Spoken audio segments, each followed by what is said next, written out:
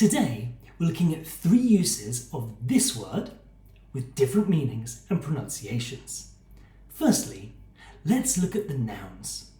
When pronounced like no, row refers to a straight line of people or things.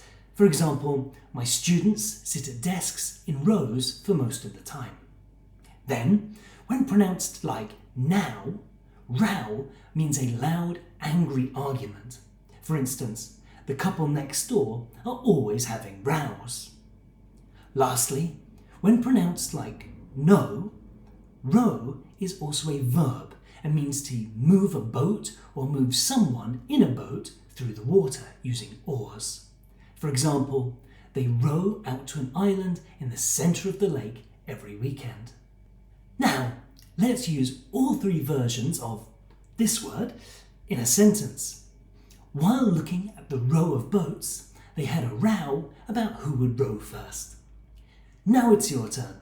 Try to use 2 or even all 3 meanings of this word in a sentence. Good luck!